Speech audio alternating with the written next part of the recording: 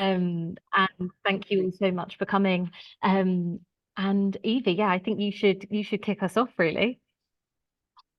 Brilliant. Okay, well, I'm just going to get straight into it then. My name's Evie Gurney and I'm a costume designer.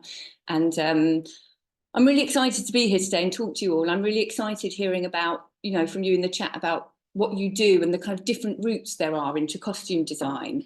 And I'll start with a little bit about my personal story, which is that I actually came to this quite late in life. I was 39 when I became a costume designer. And I came through the route of fashion. My degree that I did when I left sixth form was I studied fashion at St Martin's. I did a fashion foundation and then I did a degree called fashion communication, which was about fashion history, styling, PR, photography, marketing, all of those kind of tertiary industries around design. I've had a love of fashion for a really, really young age. And I love clothes, I love colours, I love fabrics, I love making things. And I love to hear other people's route into this, whether you're into kind of cosplay or embroidery, or you're studying design, or you're in some kind of theatre programme. There's lots of routes into costume. And, one of the things that I feel really strongly about costume design is it's a form of storytelling. It's a form of visual storytelling, and it's a really, really important part of theatre. And it's a really important part of what it means to be human, actually. And one of the things that I remember really clearly from being a fashion student, I had this incredible fashion teacher called Judith Watt, who's written a couple of books, actually. She's quite well known fashion historian. And what she said to us on kind of day one of St Martin's was that the first thing that Adam and Eve did when they ate from the tree of knowledge, when Eve ate the apple and then tempted Adam with it, the first thing that they did is they covered their nakedness, which means they got dressed. And not that I believe that to be necessarily a true story, but I think it does tell us something about what it means to be human, that it's a very natural instinct to decorate our bodies. And there isn't a culture or society in the world that doesn't decorate their bodies. And whether it or not it's kind of clothing as we understand it, or whether or not it's another kind of decoration, it could be body painting, it could be jewelry, it could be scarification.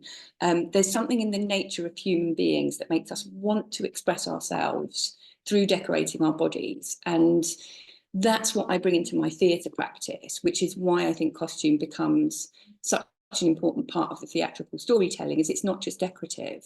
What we're trying to do with costume is to elaborate the internal states of the character and kind of have them wear that on the outside to a certain extent. And I've done a lot of Shakespeare, and Shakespeare's brilliant because Shakespeare has all of these soliloquies where the characters kind of actively speak what's going on their insides, and other plays are slightly different. You have to interpret slightly differently because they don't have this, the characters don't come to the front of the stage and literally tell you how they're feeling in the same way.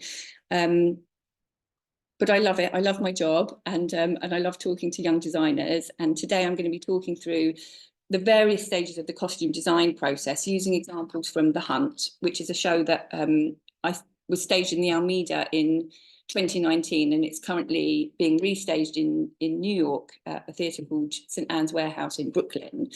And the show was directed by Rupert Gould, who's also the artistic director of the Almeida, and the set design was by Es Devlin, who's like a superstar theatre designer who also does kind of huge concerts and operas and kind of artistic happenings all around the world. And it was based on a film. It was a Danish film by a director called Thomas Vinterberg, and it was adapted by for the stage, by David Farr.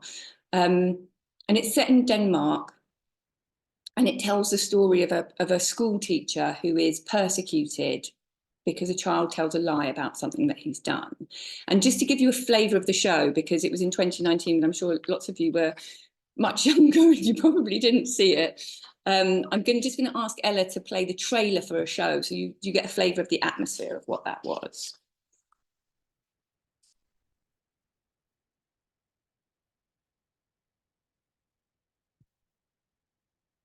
Can you see a different screen? Great. I'm going to mute myself and hopefully the sound works. Please flag if you can't hear anything. We are a small community. The happiness of our children is everything. She can't walk down the street without people staring. Is Lucas coming on Christmas? Not this year, no. He always comes. I don't think he's coming this year. Back then, on the day, she knew, so you must have done something. Something to her.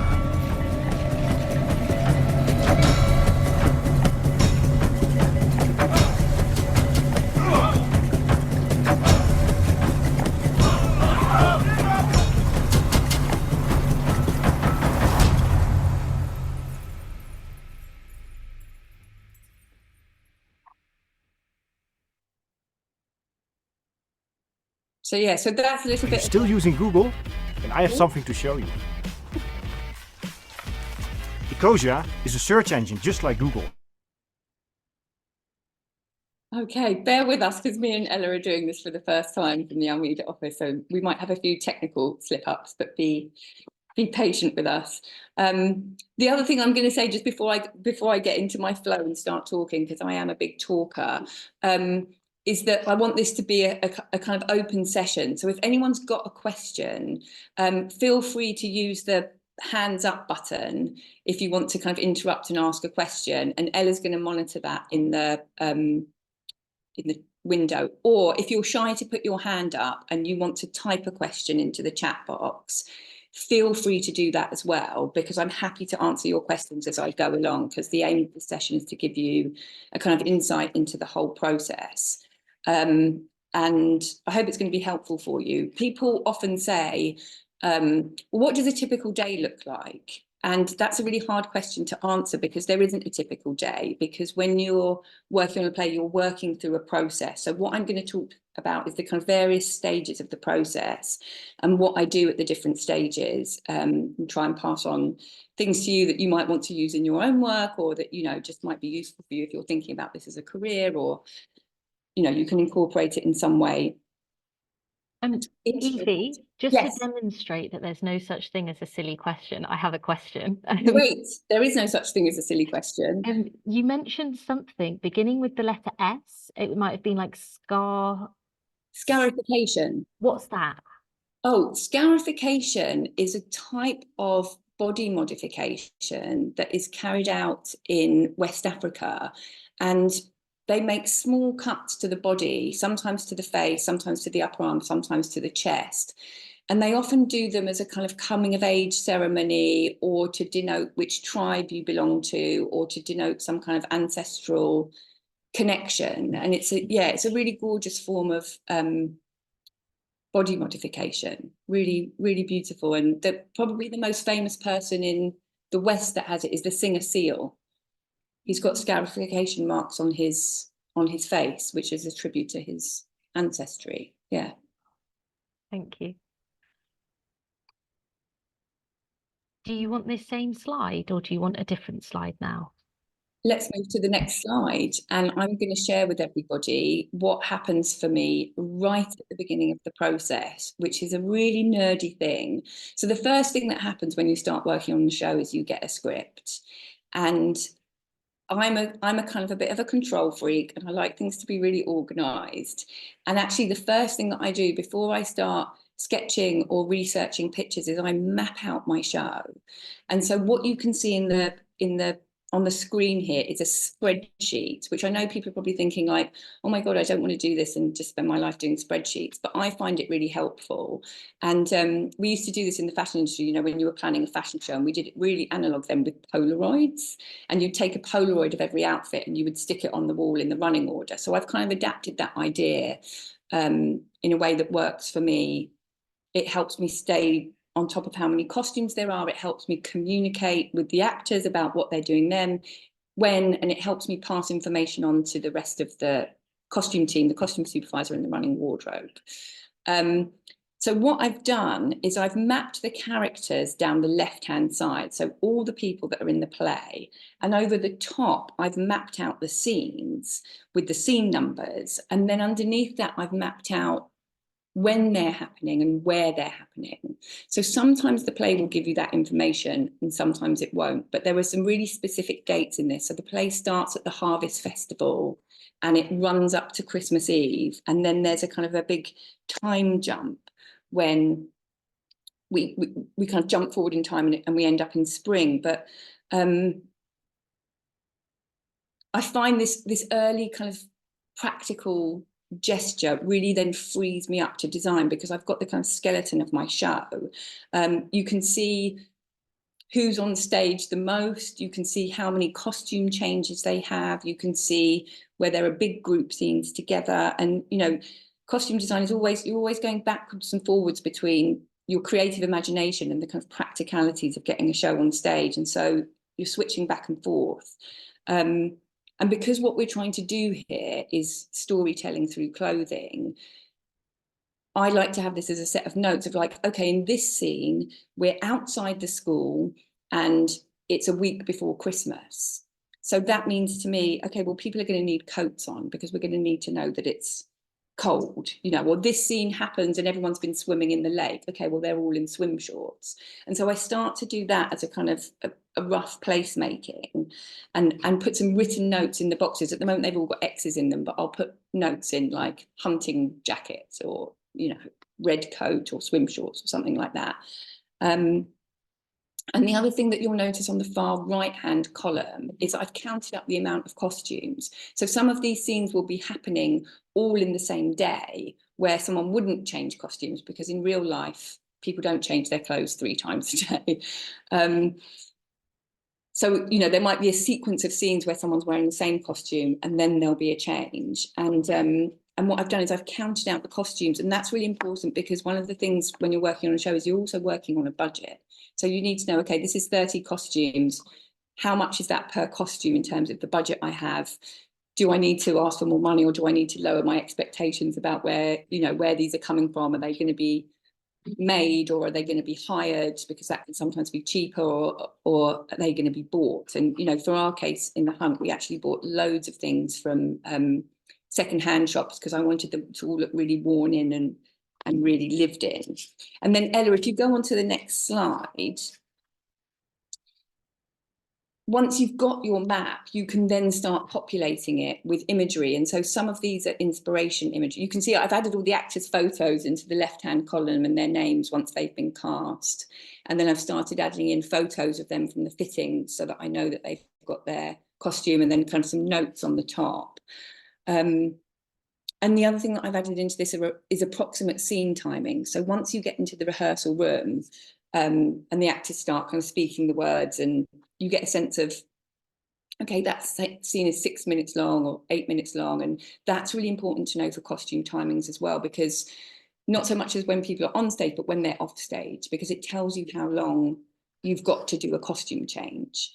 And, you know, if someone's off for 10 minutes, that's fine. They can go back to their dressing room and they can do a complete change, and they could be back on stage and, you know, probably have a cup of tea at the same time. But if someone's only got 2 minutes, you're really, really up against it in terms of how much you can change. And that's probably going to be a quick change at the side of the stage. And sometimes it also depends how quick an actor is. Like there are some people that work in musical theatre that can do like a 45-second complete quick change because they're so used to it.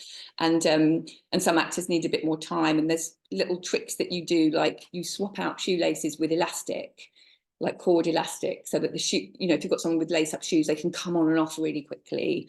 Things like that to kind of facilitate your quick changes. And this also means if I'm keeping this updated as I'm working through the fittings, I've got something really useful to hand over to the wardrobe team when we get to the dress rehearsal, because they'll have a map. Okay, here are the actors, here are the scenes, and here are the costumes that they're wearing. And, you know, costume people tend to be very, very visual. And so having a photo of someone in a coat is sometimes more helpful than having a written sheet that says green coat, especially in something like the Hunt, where there were kind of a lot of things that look the same. There's a lot of check shirts and there's a lot of kind of barber style jackets and gilets and things like that. So going back to the script, we've now got characters track and the map of the play, and we can then follow the characters through time, through the narrative of the play, like what's happening to them over the course of the play, how's their emotional state, how's that changing, and how might that be reflected in the costume, and yeah, and then how do they interact with other people on stage? You know, are we trying to create an idea of people being part of a group, or are we trying to create a sense of a group being fractured? And you can understand where those moments are. And so that is something that I always want to pass on to young designers as a kind of practical tool of helping you understand the kind of the technicalities of a show on stage. Then if you want to go on to the next slide, Ella. Then you'll be working with a director. It's either a director or a producer or a set designer who has asked you to join the creative team. And one of the first early conversations you'll have is with the director. And you'll prepare for that by doing some research and bringing it along. And this is one of my favorite parts of the process, because it's all imagination, and you don't have to, you don't have to worry about the constraints of practicalities of how much things cost or whether or not other people like them. And you're just kind of free to kind of indulge all of your fantasies. And there's loads of different mediums to do this. Some people like to sketch, some people like to collage and do mood boards. Some people like to drape on a stand if it's something really technical that you're working on. I think there are some, this in terms of kind of the technicalities, this was much more about clothes and real people, but you might be working on a play with some kind of fantastical beasts in it, and that might require model making and things like that. I use mood boards a lot because I'm not very confident with my sketching, and so I avoid it. And I just actually want to say that to everybody as well. Like, I'm one of those people that, when I went to fashion school, I was really, really hampered by the fact that I didn't feel confident about my drawing. And I used to go to life drawing classes, and they always came out looking like stick men with really long legs. And I was not as quick as anyone else. I was not as confident as anyone else. And there are skills which we can improve. And I'm sure if I did do life drawing courses every day, I'd get a lot better at it. But there's also other ways of doing that. So don't let the idea that you can't draw, or that, there's some other thing that you can't do that's going to stop you from doing this, because it stopped me for a really long time, actually, and it needn't have done. But you do need something visual to have a conversation with a director, and it might be a director you've worked with before, and it might be somebody totally new. So you're trying to find a visual common ground that you can bring to your first meeting with them and say, I think it's going to look like this, or what do you think about that? And so you're kind of collecting images in response to the script, and there might be certain colours or silhouettes or textures or feelings, like that kind of early part of distilling what a script is can be quite an emotion-driven process. Specific details, like, are people carrying hunting knives, are people carrying guns, things like that you need to think about in terms of costume. And then you've got to find a way of presenting them in a way that's kind of understandable to other people, to make it easy to communicate. And again, a lot of this process is about kind of putting ideas out onto the table, and some of them will be accepted, some of them will be rejected, some of them will be reconfigured. But it can be quite fearful, actually, to put your ideas out there for the first time. But it's something to get comfortable with. And I always tend to be a bit excessive in this, because I want to have loads of ideas, and some of the things that I was thinking about in the hunt were fairy tales and mythology. So if you look at that kind of top right page, that's very much this kind of huntsman, woodsman kind of figure. You've got lots of checks there, you've got those lovely little furry lined jackets, and lots of the pictures that I picked up were people carrying weapons like axes, and looking a little bit like, are they at a fashion shoot, or could they be about to murder someone, or like break their wooden door in?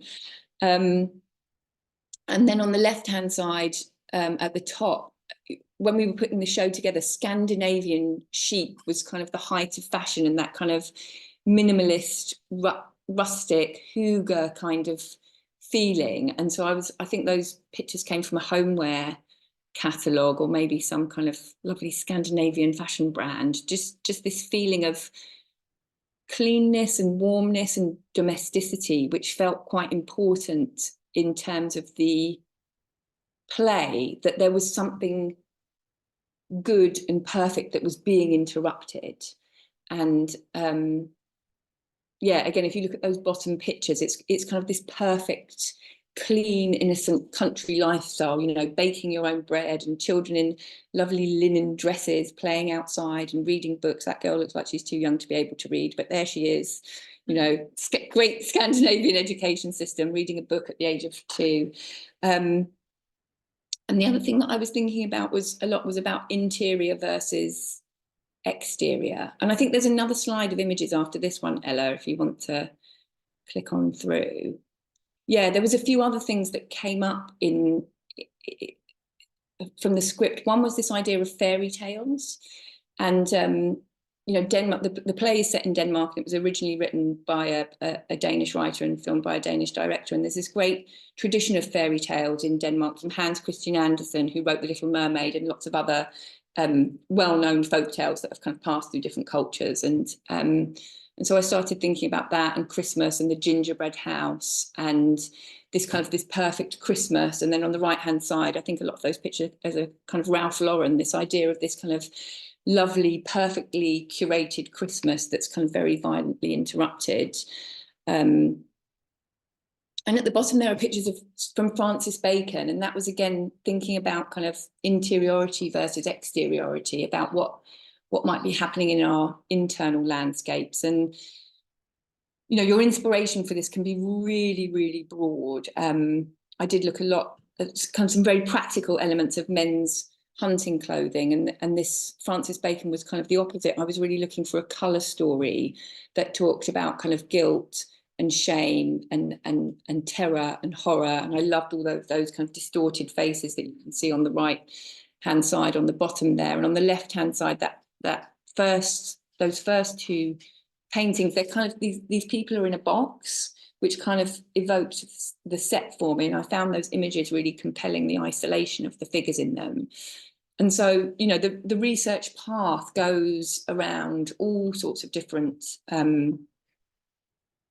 avenues for me: fashion history and fashion contemporary and aspiration and fine art and all of those different things. And I'll kind of put together a set of mood boards and then sit down and have a conversation with the director. And the director gives you feedback. Normally they've got an idea for a show, and they'll say, yes, it's this, or no, it should be more like that, or, you know, and that's the kind of start of your creative conversation, which evolves throughout the whole process. And at various points throughout the process, I'll be checking in with the director and maybe showing them some photos from the fittings, and yeah, asking them what they think. Should it be more like this or more like that? And in this show, there was, once we were in the rehearsal room, there started to be a conversation about these animals, or these kind of monsters that come on stage. So yeah, and that was in a kind of ongoing conversation as well. So I've got a question in the chat, which is about the set designer, which is exactly what I was going to move on to. So this is super convenient. So yeah, so if you want to flick through to the next slide. So this is really interesting. So the set designer for this was Es Devlin, who is well known, I think, for having often quite minimalist designs, but with a really strong conceptual bent. And in this one, the entire set, you can see we're on a kind of blonde wood stage, and then on top of that is a glass house, and then above that is a kind of square of lights. And the glass house had a really special kind of glass that would switch between being opaque so that you couldn't see through it, and being clear so you could see through it. And that allowed us to do all sorts of things. There was a trap door underneath, which meant people could come in and out of the house without being seen by the audience when the glass was opaque.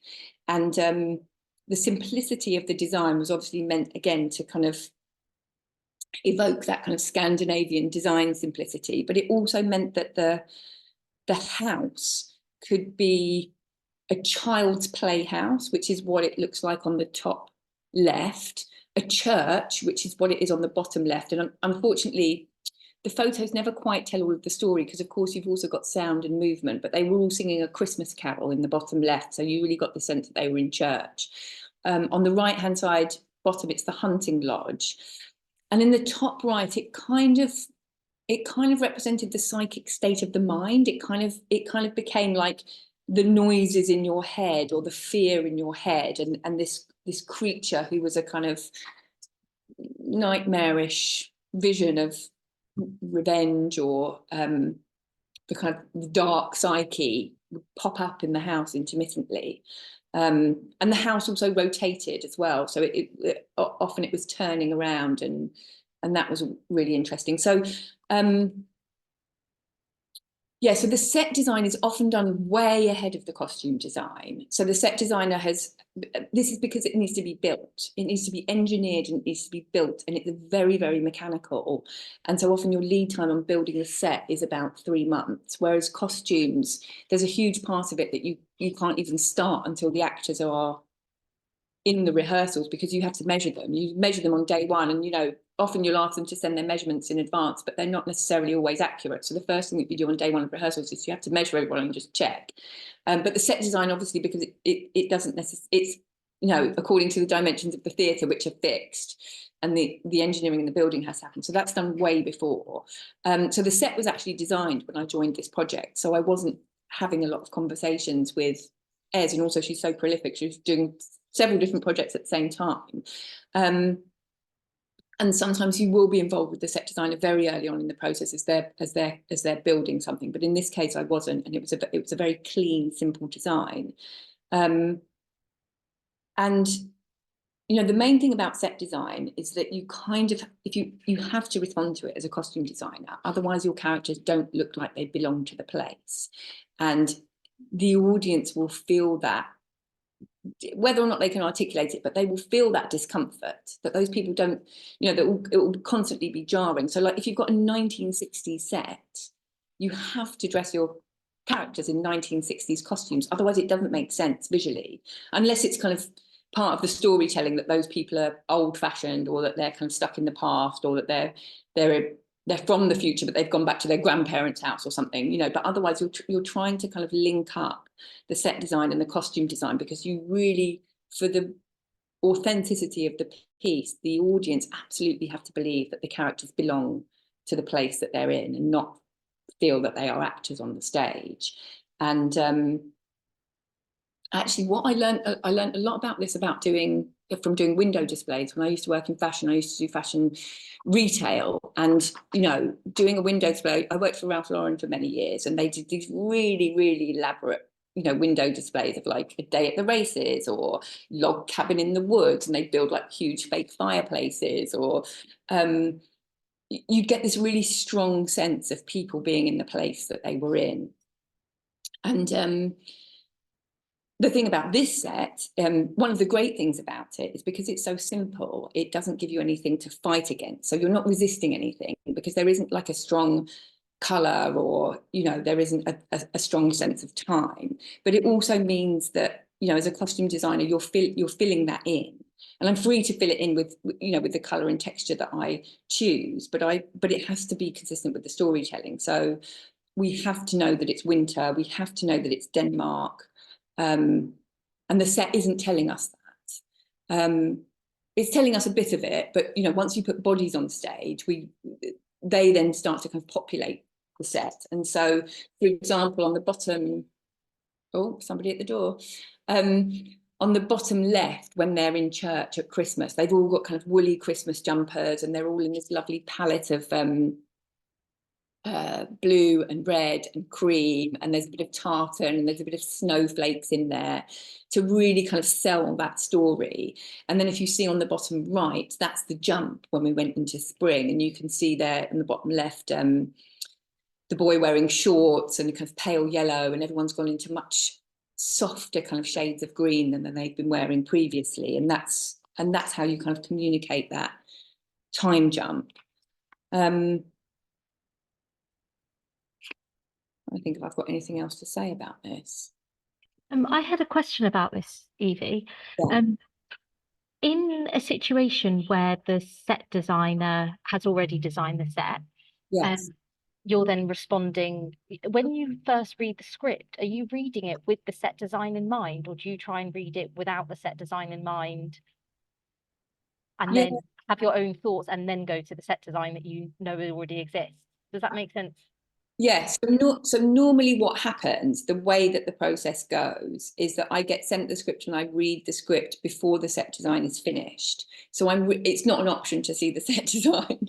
So I'm just using my imagination. And then at some point, normally about between 6 and 3 months before the rehearsals start, the set designer will submit a design, a rendering, and I'll see it at that point. And then they might refine it more in the run up. But you're working from a rendering, which is a kind of finely detailed technical drawing and often quite atmospheric. So you get a general idea. And I think it's really important to tune into that. Do you know what I mean? To tune into like, okay, what are the aesthetic parameters that have been set? And it kind of is a bit like a shop window in a way, that you're kind of like, okay, that's the space that I'm layering my design into this already existing design, you know, because unless it's a set designer that you know really well and you've got a great relationship, you are not going to go back and be like, actually, I think the wall should be a different colour. And actually, you can see there in the top left picture, that's the Almeida's own brick wall. Like that just doesn't change at all. Like you just say, oh yeah, we're at the Almeida and it's got a brick wall in the background. But yeah, I always consider myself as like I'm picking up a baton that's been passed on by the set designer, who's given like the first set of parameters for the design, and then I'm doing like the next phase of it. Does anyone else have any questions so far about working with directors or working with set designers? You feel free to type anything in the chat, or raise your hand and we can take you off mute. Yeah, all really, really interesting so far though, Evie. I'm learning lots as well. Good. All right. Well, if you want to go on to the next slide, I'm gonna talk about textures, which we is have got a question. Yay. Great. 1 second. I'm just gonna. Can you hear me? Oh, sorry. I was gonna write it, but I'm not really good at spelling. So, I was just wondering. I know you mentioned a lot about like your like doing the windows for the shops. Was there anything else that you felt you learned like from your fashion like background that was like really helpful for like this kind of thing? Yeah, absolutely loads. And I'm going to talk about that in a bit when I talk about working with actors. But I worked in retail all the way through. I had my first job in a shop when I was 16. So I worked all through my A-levels and then all my years at university, and getting into a fitting room with people trying on clothes is such a great learning experience, because by the time I got to costume design, like I can't tell you how many hours I've spent in fitting rooms with people, listening to them tell me what they like about their bodies, what they want to cover up about their bodies, what they feel good in. And of course, you know, when you work in retail, you're often on commission. So you want to make a sale. So you want to make your customers happy and feel good in what they're wearing so that they buy it, so that you hit your sales target. So one of the things you get really good at is listening to people. And one of the things you get really good at is kind of really understanding people's bodies and what flatters different body shapes. And, you know, there's one thing that I remember that I still get a huge kick out of, even now, and I don't think this will ever get old for me, is that sometimes you put someone, I call it girl meets dress, but it's not just girls. It can be girls, boys, men, women, non-binary people, whoever. When you put the right person in the right outfit, their whole physicality changes. You can see it's a kind of alchemy where you suddenly it clicks.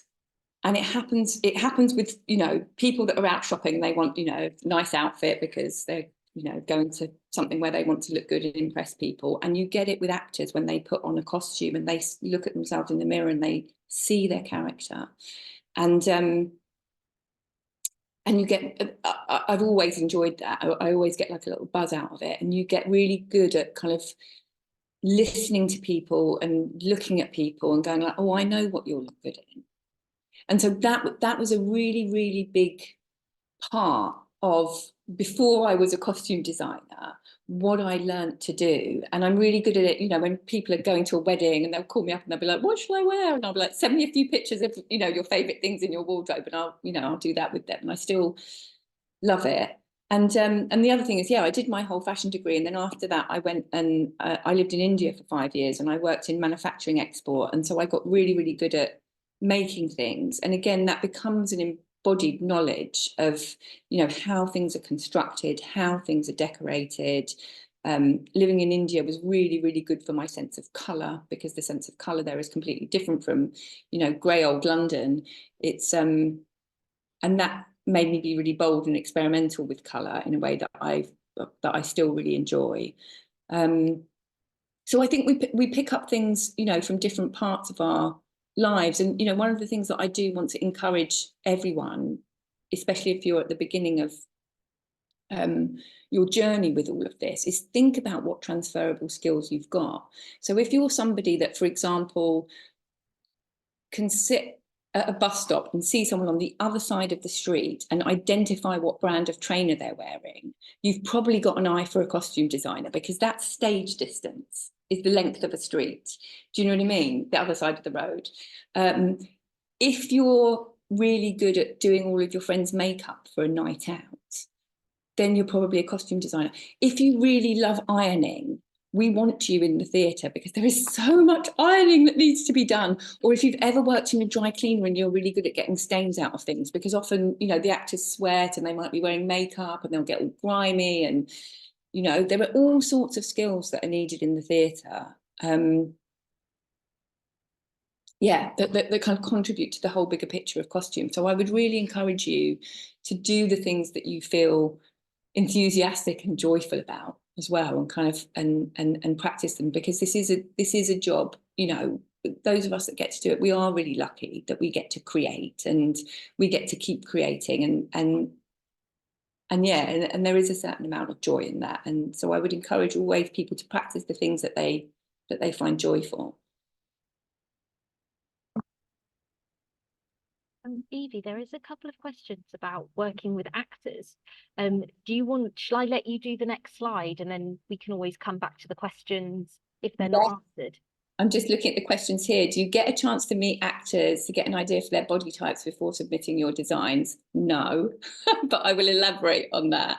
And how do you work around an actor who doesn't like that costume? That is a great question, Daniel. So I'll talk a bit about how that works.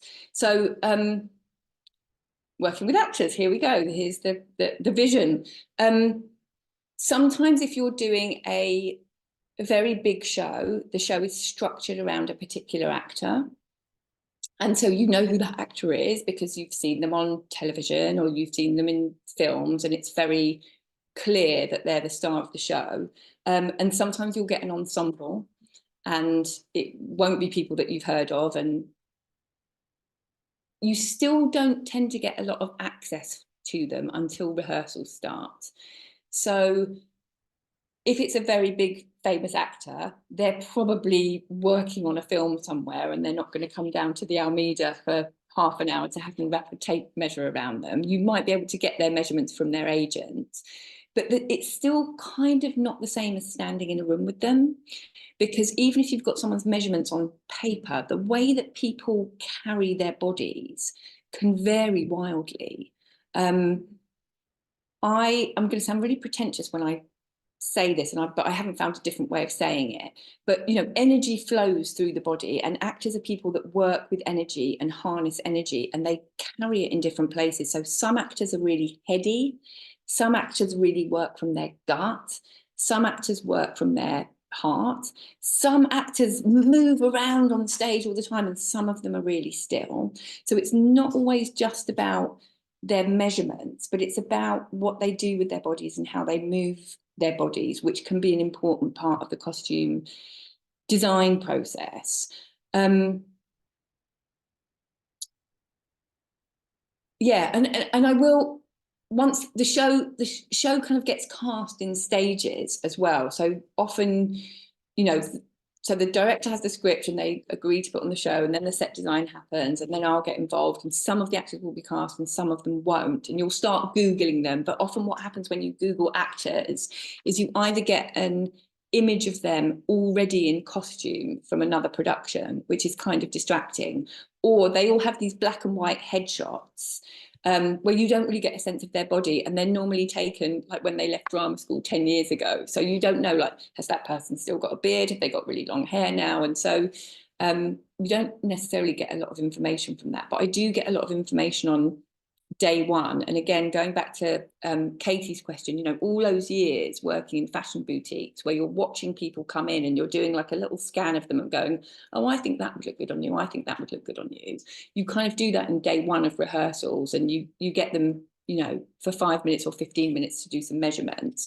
But you also watch them walking around and, you know, how they're talking to other people, and you're looking at the energy that they carry. And hopefully you've done loads of research, so your ideas are a little bit flexible.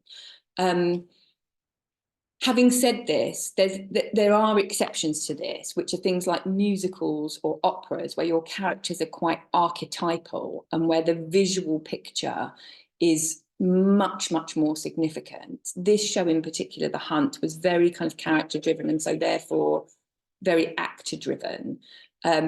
But, you know, if you're doing Madame Butterfly or Carmen, which I'm doing now, there's a kind of set of archetypes that you'll want to lean into, and then you'll kind of try and meet in the middle between your design idea and then the performer that comes to play the role. So you might do less adaptation.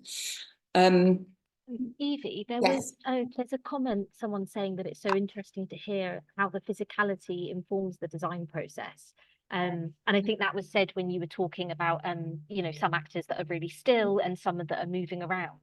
And there's a question which I feel links, which is about how do you manage the practicality of a costume versus the aesthetic? So comfort versus image. So I just wondered if you could expand on that a little bit more. Yes, so actors like to be comfortable. They do all of their rehearsals in like yoga pants and the tracksuit bottoms that they've had for 10 years, that they've worn a million times and washed a million times, and really, really comfortable trainers and loose t-shirts. And so, yeah, they don't tend to like things that are uncomfortable. And that's one of the things that you're trying to negotiate with them in the fitting.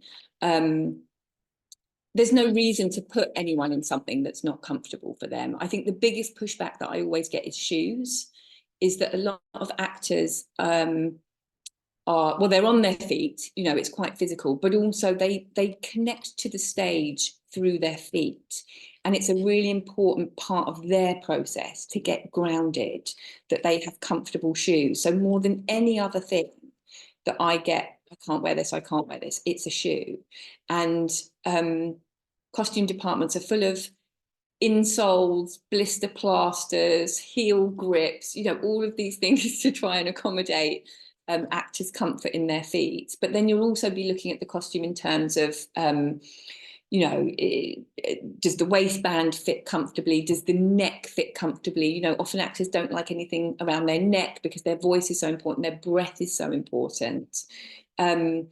Particularly singers don't like anything that's constricted. And so with corsetry, for example, sometimes you have to cheat and you have to kind of, you put in kind of fake boning and you make your corsets out of really stretchy fabric so they look like corsets, but they're actually really movable. Sometimes you put little cheeky elastics in the sides of things. But it's a conversation that you're having with an actor. One of the other things that we have in our first conversation is asking them if they're allergic to anything. You know, lots of people are allergic to wool, Nowadays, more people are vegan, so sometimes they don't want to wear animal products or leather in particularly. So you're trying to work with the actor. It's not for me anyway, it's not a hierarchy. It's not that I design my costume and then I summon the actor to wear it, because actually, you know, they're the one that's going to go on stage and they might have to wear it for 30 performances or 100 performances. And so I want them to be comfortable and I want them to feel really good in their costume and think like, yeah, I can do my part in this. It feels good. It looks good. And a huge part of the process is kind of having those conversations with the actors. And I think someone asked, what do you do with an actor who doesn't like their costume? Is that earlier on from Daniel? Yeah, how do you work around an actor that doesn't like their costume? You try and accommodate them is the short answer. I mean, you don't want to get into an arm wrestle with an actor where you're pushing something on them that they don't want to wear, because they will usually win. And so it's better to pivot early. I had this happen to me yesterday in a fitting, actually. I had a performer in a pair of trousers and I could see he was fidgeting with them. And, you know, sometimes actors aren't sure. Also, they don't want to hurt your feelings because you're a fellow creative. And so they don't want to say, oh, I don't really like these trousers. And so I said to him, those trousers don't look very comfortable.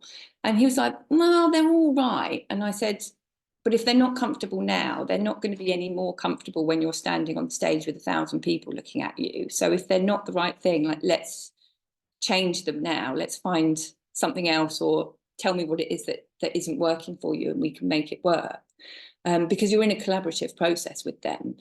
And it's one of the things that I really enjoy, actually, because you're often getting feedback on your work, and it's filling in gaps, because where I've been reading the script and I've been thinking about this in terms of visuals and emotions and things like that, the actor has also done a huge amount of work and they've been thinking about their character, and they will often come back and they'll say, well, actually, I think my character, I might say, well, this woman's having a terrible time and so she's lost control and so she looks terrible. And they might say, well, actually, I think she's lost control and what she's really trying to do is convince everybody else that she's okay. So she's put on a nice shirt and she's put on some lipstick because she's kind of smiling through the pain of it.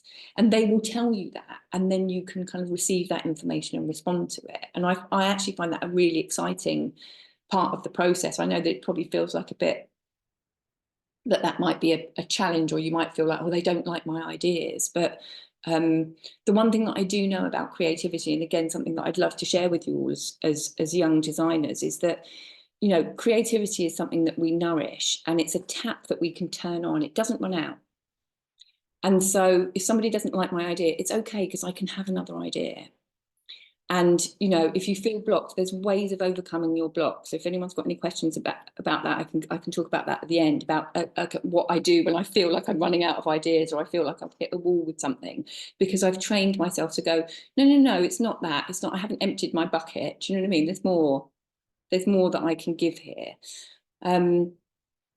So yeah, so I think what's really important is to, sometimes it does hurt your feelings, I will say that. Like, sometimes an actor is really like, no, and you're like, oh my God, I've spent ages on this.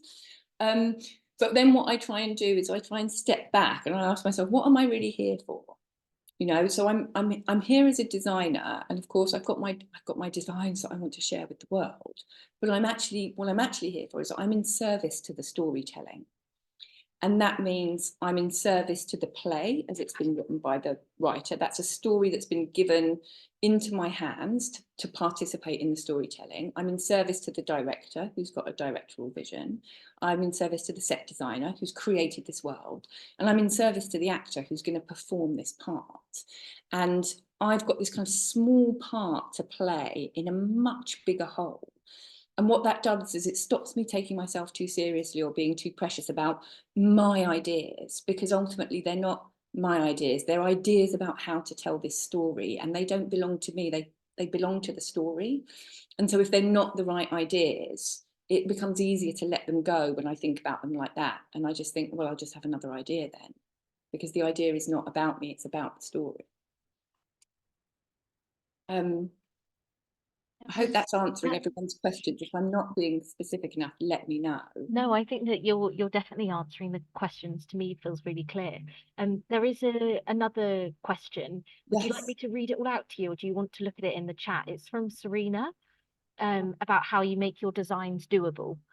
So I guess like a bit of expectations versus reality when it comes to sourcing and buying or making from Yes. scratch. That's a great question, Serena. Thank you. And this is what's really important here, is to recognise is that you're never doing this on your own.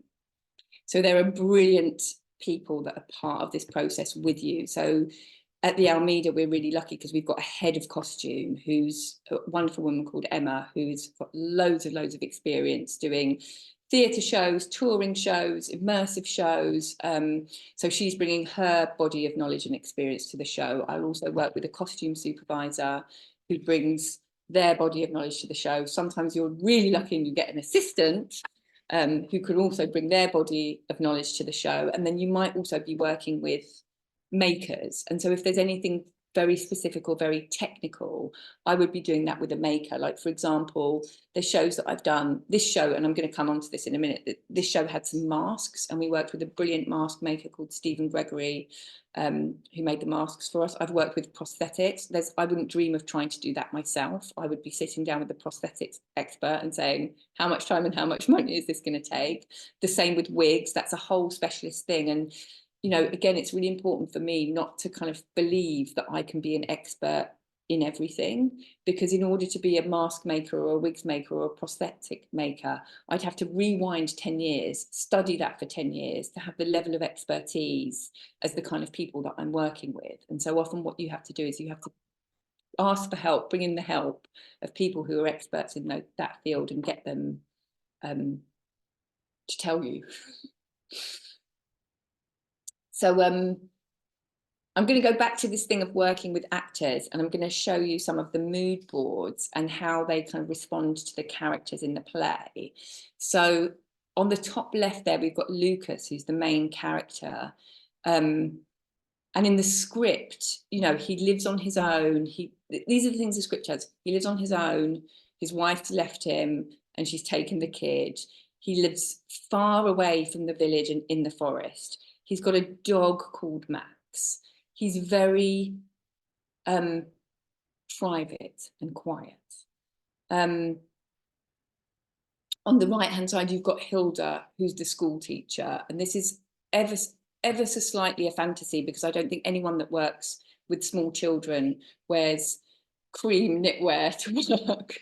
But I needed to kind of differentiate her from the rest of the characters, because she is a kind of moral compass of the play.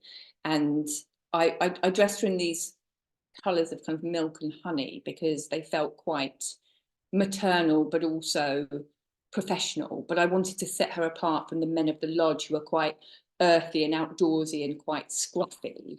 On the bottom left, you've got Michaela. And again, she's in this kind of Scandi chic. And on the right, you've got her husband, Theo, who's got a drink problem. So I wanted to give him this look like he'd, you know, gone out drinking and then got in the car and then realised he'd been too drunk to drive and slept in the car and then gone to work the next day wearing the same clothes that he'd been wearing the day before and been to the pub in and slept in the car in, and, you know, this kind of really dirty, grimy feeling. And then if you want to go on to the next slide, Ella, we can see how that translated on stage. So on the left-hand side here, you've got Lolita Chakrabarti, who was playing Hilda, in some cream trousers. She did also wear the skirt later on for a different thing, but in this scene, she's going on a date. And so it felt okay that she was wearing these lighter colours and a slightly less practical outfit for a primary school teacher. And on the right-hand side, you've got Tobias, who played Lucas. And if you flip back one slide, Ella, to the previous slide, originally I'd done him in this quite outdoorsy mode. But when I actually started working with him, and if you flip back to that slide again, Ella, he's a very austere actor, and he gives a very, very still performance. And a lot of what he does, I've not really seen anyone else, I think, that can do this, but he has this incredible way of like moving the muscles in his face, so you can actually see his thoughts and feelings passing along his face. His body is very still. He does these very specific hand gestures. So you can see all of the tension in his body and all the kind of fullness of his experience, but he's very, very still. And so I really, really pared back the costume, because I realized if he was wearing loads of layers and loads of textures, it was actually going to be quite distracting, because what you really want the audience to do is look at the actor's face. Unless there's a real reason for them to, you know, unless it's some dance performance and they need glittery shoes or jazz hands or whatever, you really want to keep drawing the attention back to the actor's face. And so we dressed him all in this kind of charcoal grey corduroy trousers, so it still felt quite country, one of those quarter zip fleecy tops, which felt quite Scandinavian, quite kind of middle class dad, quite minimalist, quite sporty, because he still belongs to this kind of outdoor world, but he's separate from the scruffier kind of men of the lodge. And what that did is it created this effect of him feeling quite shadowy, which was really, really helpful. You really felt like this is a man that lives on the shadows of things. And it also was quite helpful that it was quite a cool colour. You know, it felt like a kind of graphite or steel. You know, it wasn't anything particularly warm. It felt like it was quite standoffish, which was really helpful for the character that he was playing. And so that was something that I really adapted during the fittings with him, and he was quite clear as well. He was quite clear that he didn't want layers of stuff. And the other thing that's really important to remember about actors, and this was something, you know, for this play where we knew that it was Denmark at Christmas, and we actually played it in June. It's really, really hot on stage. It's really hot. The lights are on. The actors are moving around a lot. Some of them get nervous, and of course, when you're nervous, you sweat. But they can be really, really, really uncomfortably hot. And so you're always looking for kind of lightweight, breathable fabrics to try and keep them comfortable. And it was one of the things that Tobias said, it's like, I can't be layered in woolly jumpers. It's not going to work for me. I need something that feels quite clean, feels quite cool. If you want to flip on to the next slide. Thanks, Ella. You can see, oh, sorry, a lot of the show, like the lighting was really, really dark, so the photos aren't really good. But you can see on the they're good for showing the atmosphere of the show, but not so great for giving a costume talk. But you can see here the men of the lodge kind of sitting around, drinking, wearing their plaid shirts, their big heavy boots, and Tobias, or the character Lucas, who's kind of ostracized from the group, being this much, much cleaner shape. That feels like, well, he's a part of this group. We understand that they all live in the same world, but he's not quite part of this group because he's much cleaner looking, and that gives him a feeling of separation. You can also see this is the same costume that he was wearing when he was in the school, but we've layered a gilet over the top because the quick change happened so quickly. The only thing we had time for in the storytelling to say, okay, he's gone from the school to the lodge, even though it was 2 days had passed, we only had time to put one thing on him. So we put him in this gilet for the lodge. We have a question, Evie, about Yes. how much time you spend in the rehearsal room to research the costumes and characters. How much time in the rehearsal room? Yeah, do you regularly go to rehearsals as part of your research? Absolutely, as much as possible, as much as the director will let you. Some directors are more open than others. Some directors are like, yeah, come in. Some directors prefer not. They don't want to kind of break the spell of the room, but most directors consider that you're part of the creative team, and so that you're, you know, just as much as, you know, the sound designer or the lighting designer or the set designer, that it's helpful to have you in the room. What I tend to do is I tend to sit at the back and sit there with a little notepad and just make notes and watch people's bodies and pick up the kind of pace of things. But yeah, sometimes you've got a really busy show and you've got lots of fittings and you don't have as much time, but often you'll have, you know, 2 fittings and then there'll be a break and you've got a couple of hours, and that's a really good time to just go and sit into the rehearsal room and soak things up. It's also really good to find out about physical movement. So are people jumping off things or climbing up things that you might need to incorporate in costume? Are people using props like cigarettes, in which case, where are they going to put their cigarettes? Do they need to have loads of pockets? What else? Yeah, this becomes really important with dance pieces, you know, if anything's got dance in it, because that often has loads and loads of kind of technical demands for movement. But yeah, I would absolutely recommend that people spend as much time as they can in rehearsal rooms, because it gives you, I mean, I'm a very visual person, and I think I understand things much better when I see them. And I'm also a very experiential person. So if I've experienced a group of people moving around on stage, that makes much more sense to me than someone going, oh, and then they all do this, and then they all do that. Once I see it, I kind of, oh, okay, so it needs to be this, you know. What's on the next slide? There is a couple more as well. Oh, let's Questions. go. Do you want, yeah, shall I keep going with them? Yeah. One of them is, what is your favorite and least favorite part of costume design, but specifically at the Almeida Theatre? What's my most favorite and what's my least favorite? I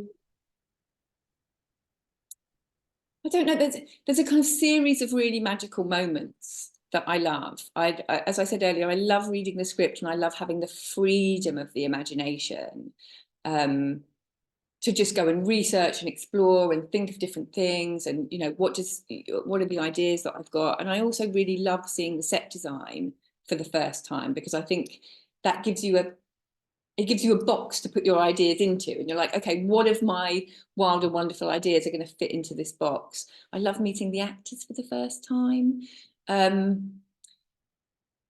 a really boring bit where you have to go out and find loads of stuff, like, where am I going to find an 18th century hunting jacket? And sometimes that can be a bit of a pain.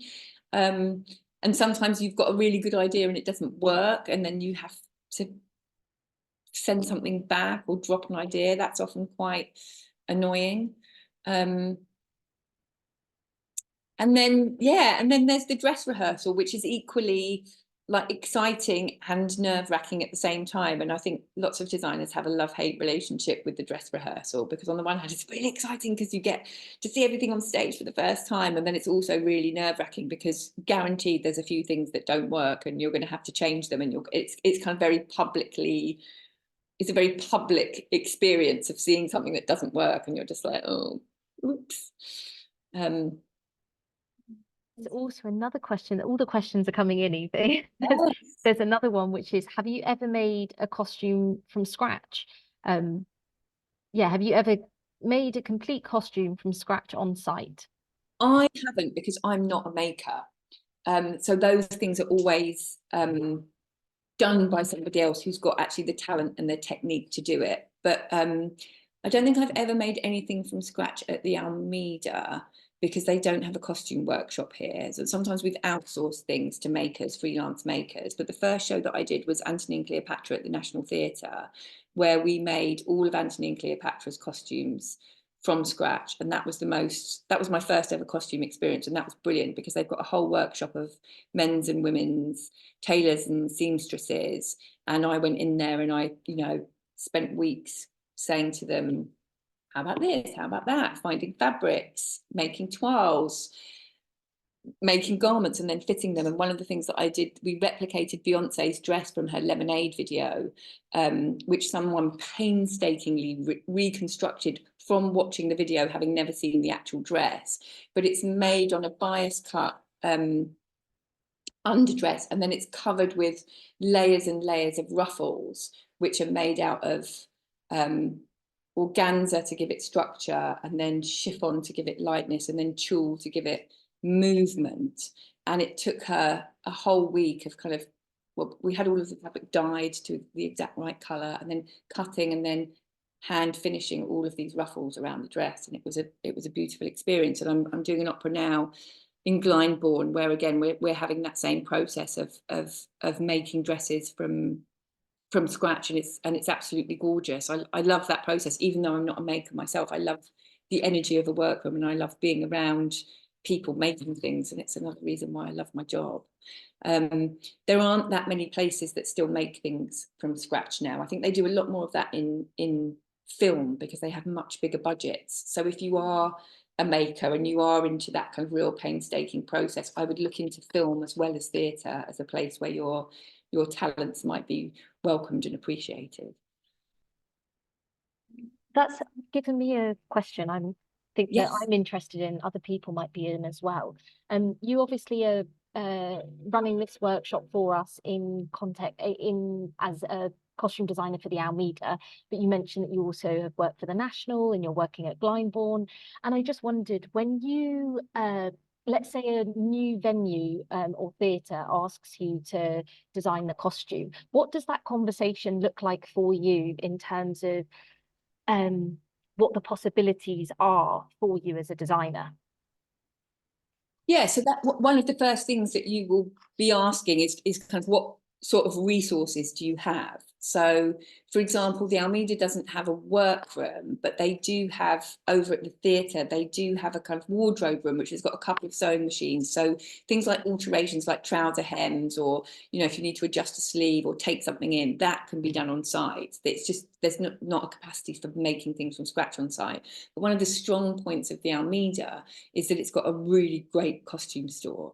So costumes from years, decades of previous productions are in a big shed at the back of the theatre. So you can go in there and have a rummage, you know, whether it's picking out things or just picking out ideas, but like things like military uniforms, for example, or, you know, if you just need a raincoat, you think, oh, maybe there's one in the store that I can just use to try out an idea before I go out and buy a raincoat.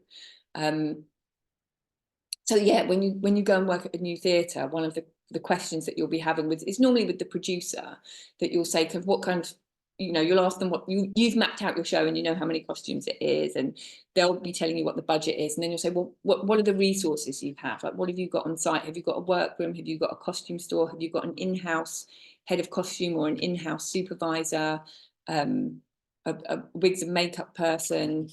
So yeah, you'll want to check that out in advance, and if not, you'll be thinking about adding that into your budget, because if there's nobody on site, you'll be paying a freelancer to do that for you or with you. Another couple of questions as well. One of them, is it common for you to work on multiple projects at once as a freelance designer? Yes, because that's the only way that you can make it work financially, and that is the truth. Like, this is a job where you have to juggle doing different things at different times. That also makes it a little bit stressful because you're kind of switching from one thing to another. And that's, I think what's important about that is trusting your ideas and then trusting the team that you're working with to kind of execute them, because you can't be in two places at once. So at the moment, I'm working at Glyndebourne doing Carmen. I'm also working on a short film, and the short film that I'm working on, I'm working with a costume supervisor called Peter Todd that I've done lots of shows with in the past, because we've got a really good working relationship, and I trust him that if I say, do whatever you think I'm going to like, that I'm going to like what he does. I don't mean that, kind of sounds really awful, doesn't it? Try and impress me. It's not like that. It's about having a kind of a similar aesthetic and a good working relationship with someone, so that you can trust them, so that you don't feel stressed about not being able to be in two places at a time. And it also, you know, you have to prepare well. Often you have to work quite late into the night. You know, often I'll be in fittings all day or in rehearsals all day, or, you know, and then I'll get home and I'll have to, you know, sit and do emails for an hour in order to stay on top of another project, or, you know, fit in a meeting about something that's even further down the line with a director or a producer. But it is one of the challenges of the business, I think, which is, you know, how to kind of juggle. And also, you don't want to say no to work, right? Because as a freelancer, everybody suffers from that thing of like, well, if I say no to this, they might never ask me again. And, you know, you want to say yes to things because it's exciting. And yeah, it's also important sometimes to know your limitations. And I've said no to a couple of things recently that I really, really wanted to do, but I just thought I can't be there as much as I want to be there. And so it's better that somebody else does that job, who's going to be really present for it, than me do it and feel like I did it because it was people that I wanted to work with, and it was a really, really fantastic show, but I wasn't going to be able to give it as much time as I would like to give to a show. And so it just didn't feel fair on anybody, you know, not them, not me, for me not to be able to be fully present with that. We have got a couple more questions. Would you like, because I know that there's more on working with actors, there's more slides, I think. Do you want these questions now, or do you want me to hold some of them for a bit more of a Q&A? There's one about your process and whether it changes depending on whether the show is historical or That's a great question. Thanks, Katie. Yes, it does massively. First of all, in terms of the research part, and then secondly, in terms of the making part, because if you're doing historical research, the pool that you're drawing information from is actually quite limited. Whereas, like, I just did a show at the Almeida called Portia Copland, which was set in the 1990s. And of course, not only did I live through that era, but there's loads of photographs of it. If you're doing something from the 1890s, what you're looking at is fashion drawings and history books and lithographs and, you know, having to go to art galleries and museums and, you know, looking at paintings and things like that. And also trying to understand that clothes were constructed quite differently then. And so kind of trying to turn your head of like, how was that garment constructed from the inside out, from the underlayers, you know, outwards. And so that's it. So the research is quite different. There's also great resources like the V&A where you can actually go and look at garments. And I don't know if anyone knows about Blythe House, where the fashion archive is, but you can do a tour of Blythe House, and they've got all these like amazing Dior dresses just in drawers in tissue paper. Like, it's really incredible. But you could actually, if you're a costume designer or a costume student, they'll let you get your hands on them and have a look how things are constructed. There's other brilliant places like the National Theatre have got a costume store down in Oval, which has got loads of painstakingly reconstructed historical garments. The Royal Shakespeare Company's got a great costume store as well. So, you know, if you're researching that stuff, it's good to go out and see who's got it, that you can actually physically get your hands on it before you start making anything. And then, yes, you know, if you're doing a contemporary show, it's much easier. You can shop things. I like to buy things from secondhand shops, as I said before, because they've got this kind of worn-in feeling, which makes them feel a bit more real on stage. But of course, if you want to buy something, you know, 17th century corset, you can't. You can only buy that at an auction house, and it's going to be a really small size that isn't going to fit anyone. So then you need to go to a specialist maker, and so you need to start that process early on, because those people are specialists, and you need to kind of book in time with them and say, I'm doing the show and I'm going to need 12 corsets, and, you know, start that conversation early. And they will have to come in and do fittings with you. Usually if they're making stuff, it's better that they come in, or I prefer it anyway, rather than me sending stuff out and with some photographs and some fabrics. So yeah, so the processes are quite different, and it also gives you less opportunity to change things, because, you know, for the hunt, for example, I think I had a rack of like 20 different Christmas jumpers, and it was just like, okay, which Christmas jumper looks best on you?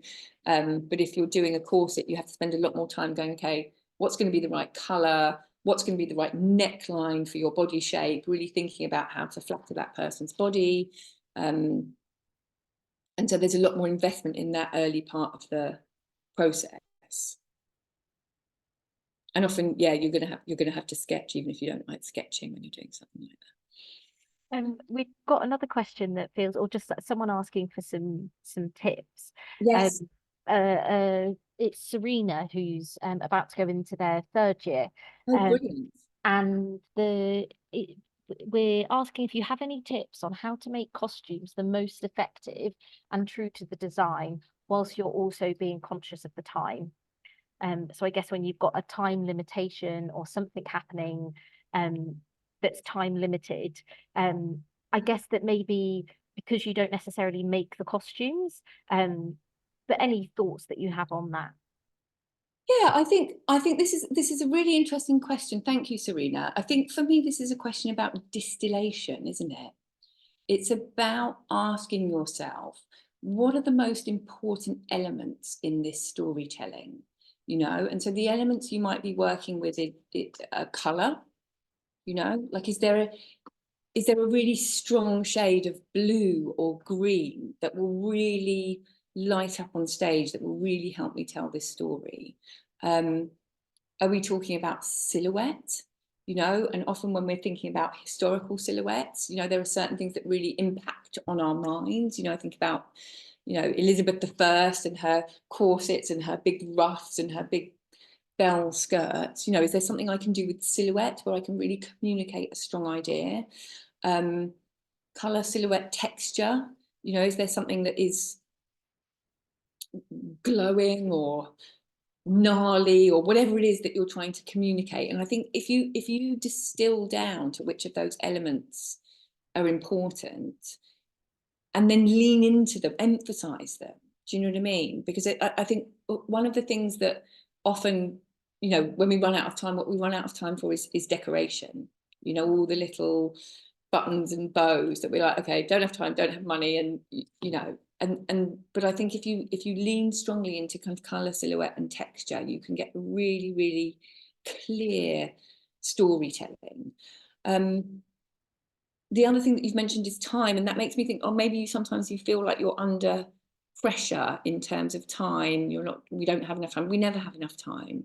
And actually, one of the things that I've learned to do when I assess my own work is, you know, the critic in me always wants to go, is this the best costume? But actually, that's not a helpful way to judge. Is this the best costume I could have made in the time that I had? Because it just helps kind of deflate that balloon of anxiety and go, yeah, if I'd had an extra week or an extra month, I would have made something even better, but I didn't. I had 1 week or 2 weeks, not 10 weeks to do this. And so this is the best that I did in the time that I had. And it just helps kind of take the pressure off sometimes. It's also the case that sometimes you will get all the way to dress rehearsal and something doesn't work and you're going to have to do something in 24 hours. And so getting comfortable with the stress of time is, you know, that's our own process as kind of artists and creatives of kind of self-management of our anxiety, I think. And sometimes a quick idea is a good idea, you know. Generally, as a rule of thumb, I would say a quick idea and a good idea aren't the same, but sometimes a quick idea and a good idea are the same. You know, you suddenly can have a burst of inspiration and go, I know what that needs. It needs a pop of red, or I know what that needs. It needs a hat. And that'll finish the, you know, so something looks incomplete. By the way, sound designers hate hats. So if you are going to put any hats on anyone that's speaking, talk to your sound designers, because normally people are wearing radio mics here. And if you've got a hat, that creates a terrible echo that really annoys your sound designer. So if you've got a lot of hats in a show, tell your sound designer early and start having a conversation about that. That's a very good point, because you don't often see hats on stage. Yeah, because they get all the way to dress rehearsal and the sound designer goes, are they going to wear that hat? Because it's really causing a problem. You're like, oh, okay, no hats. A very good top tip there, everyone. Avoid the hats. Evie, do you want me to start going through some of the other images with the working pieces? Yes. So that's Tobias. This was Clara, the young girl in the story. And you can see here on the left-hand side, I've given her a little Red Riding Hood coat. And this was me leaning into that kind of folk storytelling, because it's set in the forest. And, you know, I think, you know, those of us that were raised in Europe or North America with that storytelling tradition of like Little Red Riding Hood going off into the forest with a big bad wolf, it's very evocative. You know, it operates at the level of the collective unconscious. And some other things that we know about Clara is that she doesn't like mess. She doesn't like walking on the cracks on the pavement. And so I kept her very neat and tidy. You know, I quite like this little check dress and her boots. The other child in the play is very scruffy and very dirty. He's a kind of unsupervised child, but she's very tidy. So her boots are very clean. Her dress is very clean. And her coat is this kind of danger sign, you know, don't go into the forest, Little Red Riding Hood. And that was really intentional. I wanted the audience to kind of perceive that, whether it was conscious or unconscious. So yeah, that was a very deliberate choice. Then on the next slide, I think we've got Clara's mum. So Clara's mum is having an affair, possibly. It's never quite elaborated in the play. And then she finds out something awful's happened to her daughter. Sorry, that's a really bad photo on the right-hand side. But on the left, we see her where she's forgotten to pick her daughter up from school, because we don't know where she's been, but it's insinuated that she's been with somebody that she shouldn't have been. So she's quite glamorously dressed there with a nice skirt and a nice coat. And then later she finds out, or believes, that something terrible has happened to her daughter. And she's at the school and she's kind of wearing a really sloppy house dress and a big cardigan and a big parka, you know, like she's kind of just been dragged out of bed and she's been up all night, and she's kind of got this big coat on to try and protect herself, I suppose. But it's the kind of coat, it was a really kind of old looking coat, the kind of coat that people that live in the country often by the back door, they have like a rack of coats that just look like they've been there forever. It had that kind of look about it, you know, real country living, and a kind of real, you know, I wanted to tell this story of this woman who was like, her worst nightmare was happening in real time, and really seeing that decline. And then we see her again, I don't know if that's on the next slide, might not be. Yes, here she is again. This is Christmas Eve, where she's trying to pretend that everything's okay. So she's kind of dressed up a bit for Christmas. She's kind of rallied, and things really aren't okay. But she's trying to make things nice, and play happy families at Christmas. So that was kind of part of Michaela's narrative through this. Then you can see on the right-hand side, that's her husband Theo. And if you flip to the next side, I think we've got more of Theo. Yeah, so Theo's got a drink problem, and so he always got this kind of really scruffy look, and I put loads of pockets on him, so that he was always kind of looking for something. Where's my car keys? Where's my cigarettes? His hair's really unkempt, his beard's really unkempt, and you know, he's best friends with Lucas, and you can see there the difference between them. You know, Lucas being very kind of austere, and Theo being quite raucous and unboundaried there. But hopefully they still feel like they belong in the same world. Like, oh yeah, they're two men who went to school together and grew up in the same place, but they just got different personalities.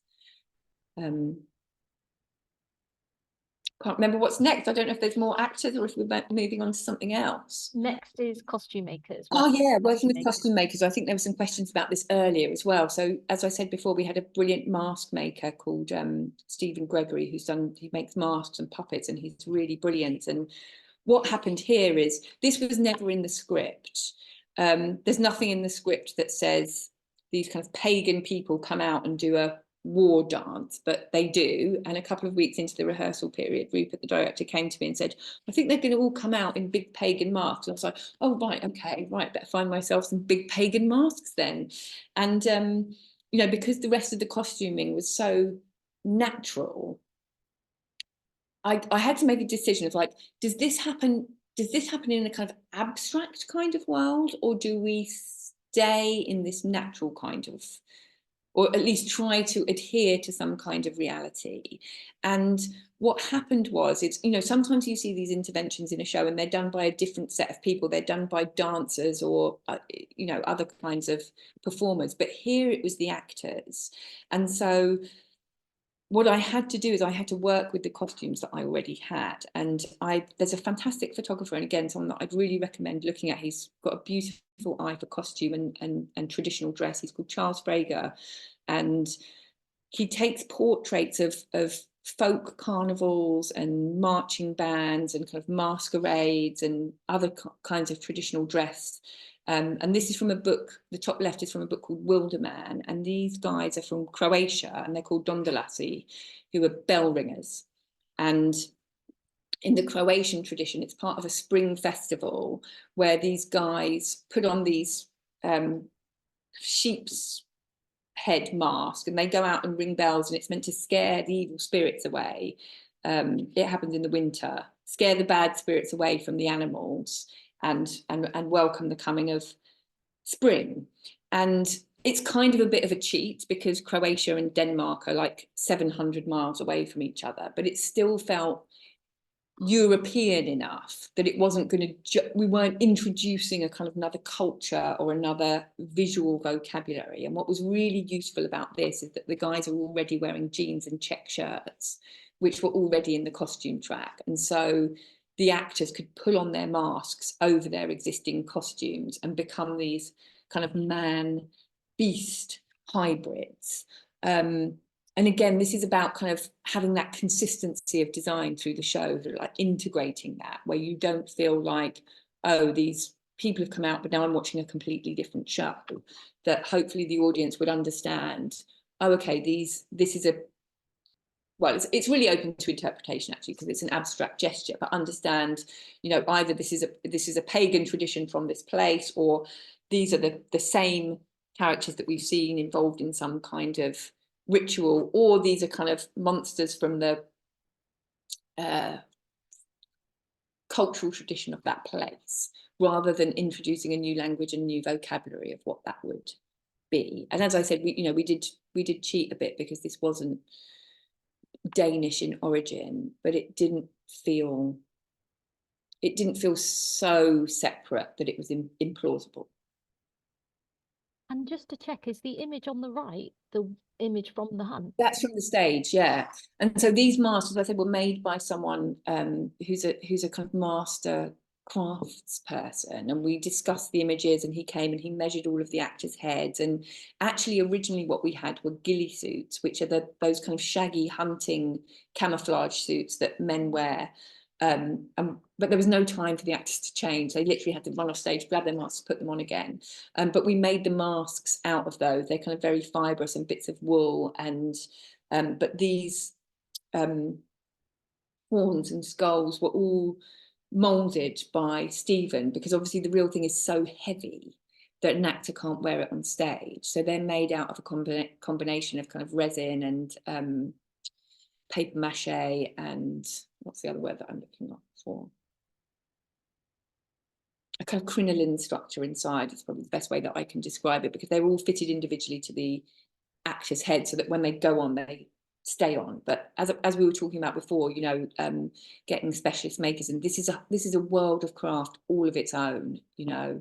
And I wouldn't want to speak too much about this because I didn't make them. Stephen made them, and he's the expert. I'm sure he could speak for a whole hour about exactly what he did. But you know, what was really important here was to have a really clear idea and communicate it really clearly to someone who could execute it beautifully in the amount of time we had, which I think we did 5 masks in 2 weeks.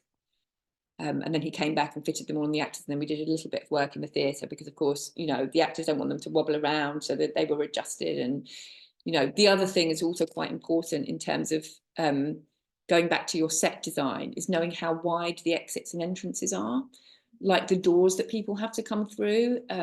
Like if you're designing something, particularly headgear or a big costume, like can they actually physically get on stage wearing it? Because sometimes you have to modify your design so that people can walk through doors. Do you know if any of the kind of movement got modified once for the sections that might have been already rehearsed, where they were then wearing masks? Yeah, I think originally I'd shown Bottis, who was the choreographer for this, I'd shown him the masks, and I said they'll be wearing this, and so he picked up this kind of like quite bullish kind of head-driven movement that was incorporated into the choreography. But then I think when they started wearing them, there was some adjustment, and again, that's part of the creative process. Do you know what I mean? Working with costume and working with props as well. Yeah.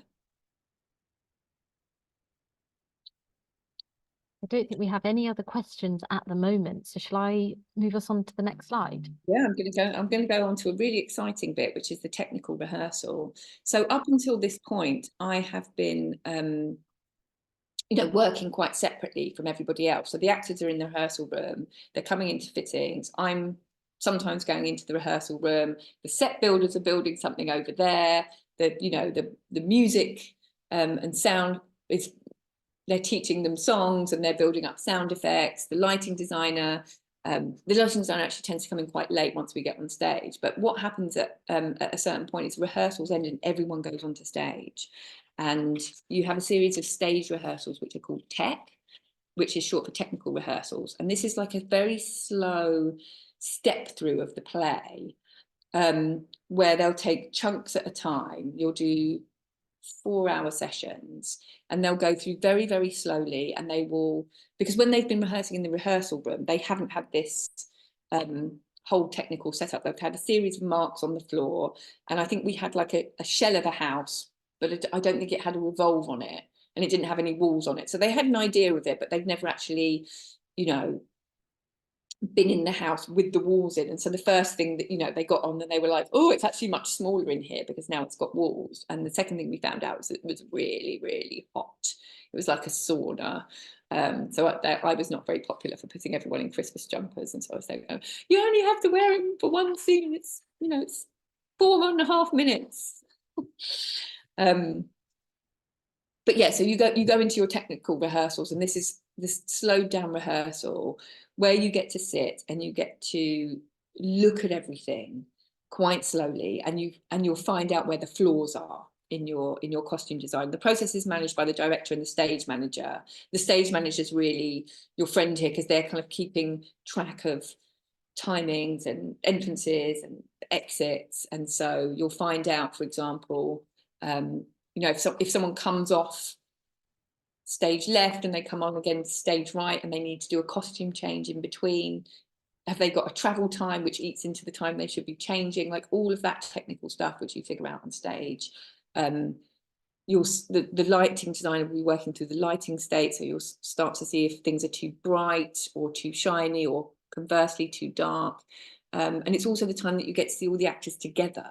So you're asking yourself, do I believe that this man is married to this woman? Do they look genuinely like a couple? Do I believe that all of these men are friends and they went to school together? Do they look like, you know, often when you see groups of men, they're bonded in a particular way and they start to mirror each other by all wearing similar things. Do I believe in them as a group of people? Am I drawing too much attention to some people and not enough to others? You know, like often colour can be really, really important here. Like sometimes you might want to lift someone up if they're an important character, or it's an important plot point or an important scene. You might want to put them in lighter, brighter colours so they pull more focus. And conversely, there are some people that at certain points you might want to fade into the background, not to disrespect them, but you know, somebody's, I don't know, yeah, for whatever reason that they don't need to be the focus of attention, you might put them in more kind of somber grey shades just so that they blend away. And so yeah, and then there's also a choreography and a movement director, and that will vary massively from show to show depending on what the show is, you know, whether it's a musical, an opera, or a straight theatre play. The Hunt had a lot of fights in it. We had a fight director that worked with that, and so you'll be working with, you know, does somebody have to pull a weapon out? Where is the weapon concealed in the costume? If someone's in a fight, is there anything in their costume which potentially could become uncomfortable? One of the other things that also happens when you go into tech is people start wearing mics, and the mic itself isn't a problem. It's a mic that sits on the top of the head, usually here, sometimes here, and then there's a wire that runs down, normally the back, but it goes into a battery pack, which is like about, how big is it? People don't smoke anymore, so I can't use a cigarette pack as a reference, but it's about half the size of a packet. So yeah, about the size of a Post-it, let's say, a square Post-it. And that's what charges the mic, and you have to hide that in the costume. And the best place to hide it is in the small of the back, because people's body tends to curve in there. But it can also make your costume bulge in unsightly ways. So like if you've got anyone in a bias cut dress, it's very hard to find the mic, to hide the mic pack. And the best thing I found is to give someone a pair of cycling shorts, like a pair of Spanx kind of things, and then make a little pocket in the shorts and put the mic pack on the inner thigh. Sometimes you can hide it in a bra strap, like in the back of the bra strap, because often there's a curve in the small of the back there. It tends to be more of an issue for female dress than male dress, but often, you know, if a gentleman's in very tight tailoring, that can also be a problem with the mic pack, and then you might want to try and hide it in a fake pocket or something. Most theatres will have a little fake mic pack box, a little wooden box that you can use in your fittings if you know that you're going to have a problem with something. You know, for example, the hunt right at the beginning, everyone's in swim shorts, and so we had to sew little packets into the back of the swim shorts so that we could hide them in there, so they weren't kind of like, what's the word, moving around, jiggling around in their shorts.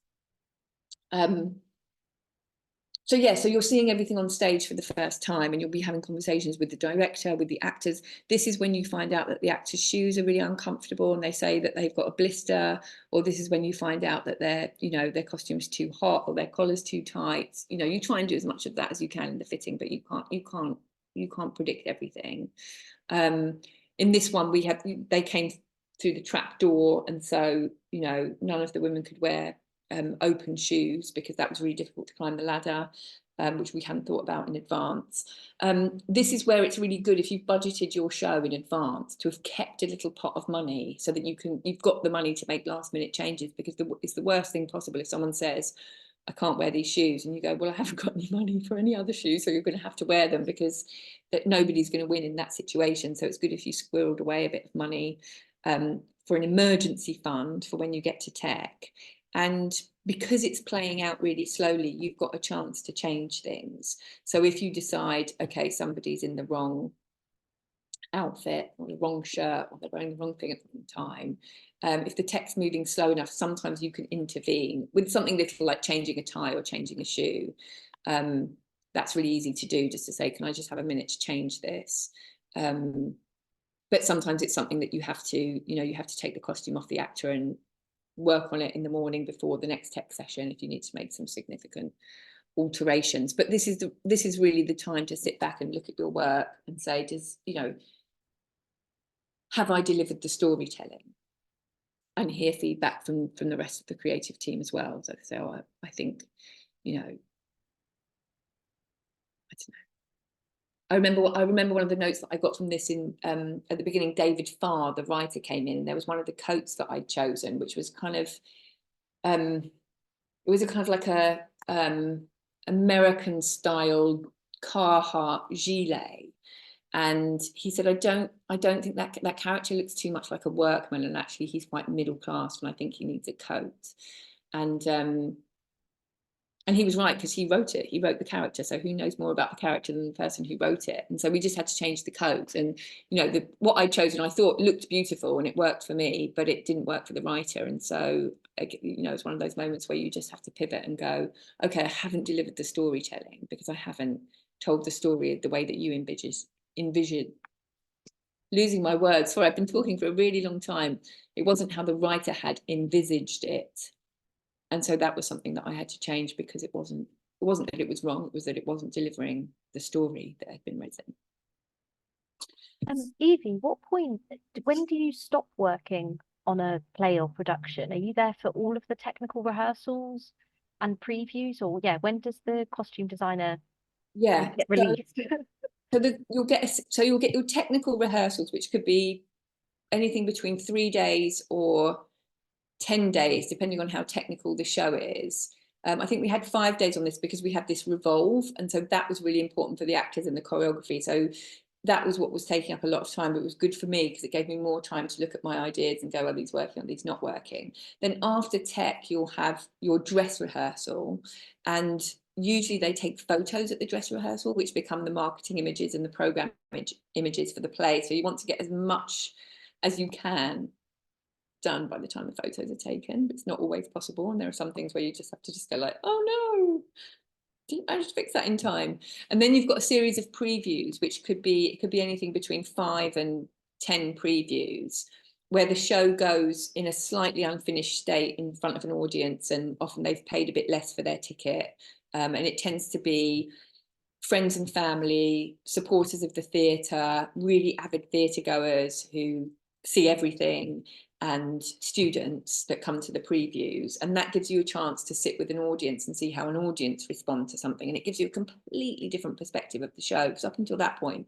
you've just been playing to a kind of empty space, and then all of a sudden there's all people, and you're like, oh, did we get this right? And so you'll understand really early on from the previews whether or not your show's working.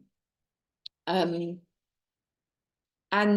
you have chance all through the previews to change things. I try not to, because if you're changing something, it means calling actors in for a fitting, and they don't often like it. You know, often they've got used to their costume in tech and in the dress rehearsal, and if you change something, that it can throw them a bit. So I'm always really respectful of the actors and where the actors are in their process. But sometimes something really isn't working and you have to change it. Or sometimes the director doesn't like something and you have to change it. And yeah, so you're working in the day and you'll have a fitting in the day with the actor, and it will go on stage that night and you'll have a look at it and go like, oh, okay, is that better or worse? And sometimes you are just sitting there biting your knuckle going like, I wish I could change that, but I don't have time. And it's just going to have to be like that. Or, you know, is there some adaptation I can do to it? Can I make the buttons less shiny, or can I make the elbows more worn, or can I add a hat or take away a hat that is going to make this feel a bit better? And so, yeah, so you've got the process of, you have all of the process of previews to make changes, but I'm really strict with myself of going like, is this actually going to improve the show, or am I the only person that's really bothered by this? And often I'll invite other costume designers or often other costume supervisors to come and watch the show with me and see if they notice the bits that I find, you know, because when it's your own work, you can feel really nervous about something, but, you know, watch it with another designer and they don't even notice it. And, you know, it's important to remember that actors are constantly moving on stage, and hopefully the audience are paying attention to their faces and their, you know, the words that they're saying, and you know, the narrative of the play, and not looking and going like, I wonder why they've chosen that shoe. Not really sure about that shoe, you know. So yeah, so it's good to get another pair of eyes on your work. We have about 10 minutes left, Evie. So do we want to open it up to see for Q&A any questions? Yeah. If anyone's got any more questions, I'd love to answer them. And particularly if you've asked a question that I've half answered or haven't properly answered, like, please ask it again. There was one question that I can kick us off with that I know I didn't ask earlier. Yeah. And that was, because I felt like it was a really nice question to have at the end, and now I can't find it. It was about getting into the industry and networking.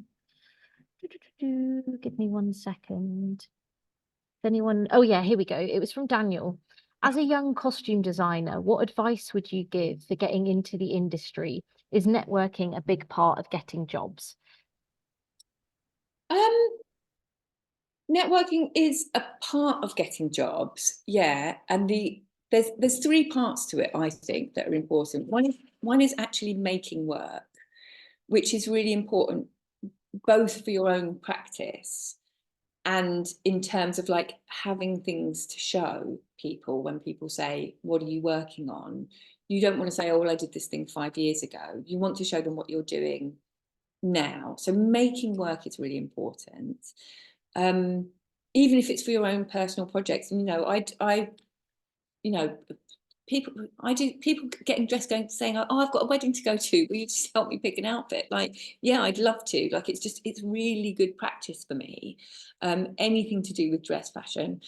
I go to loads of exhibitions as well. That's a really good feed for my practice.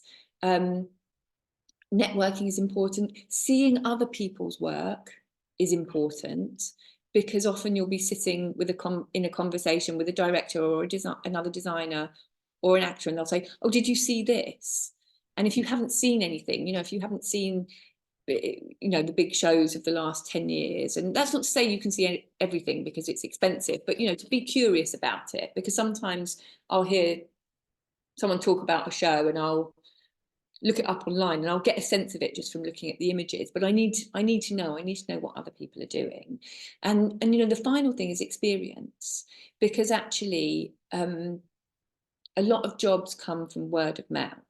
And so getting experience as a dresser in a theatre and understanding how that all works, kind of backstage and substage, getting work experience in a costume house. You know, there's big costume, I don't know if you're in London, Daniel, but there's big costume houses like Cosprop and Angels, as well as places like the National Theatre that have a big costume hire house. And so, you know, working there, you'll get, well, first of all, you'll get access to touch all of these beautiful costumes, but you'll meet designers coming in and hear what they're working on and what costume supervisors are working on.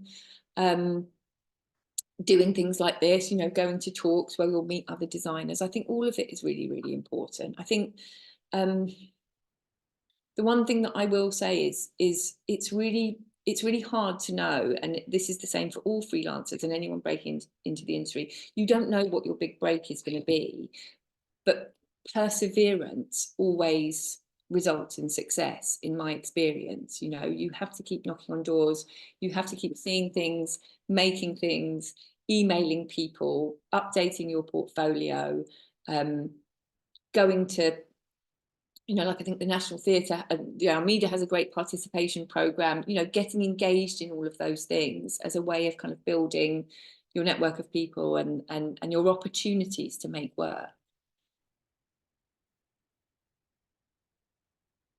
There was another question as well, that is from Katie.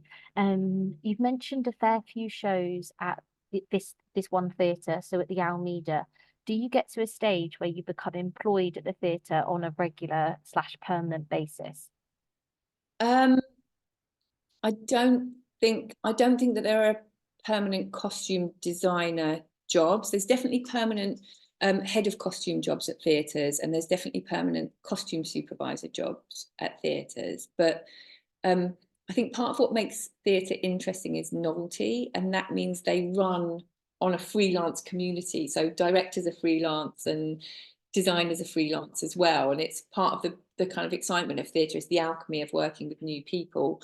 I live in Islington and I'm from Islington, and so the Almeida is my local theatre, and I was lucky enough very early on in my career to get asked to do the Hunt, and then I was asked back to do a series of shows with different directors at the theatre, which I was able to say yes to. And so the Almeida is a theatre that I work at regularly, and I love working here, partly because it allows me to do other stuff like this, to do the participation programme.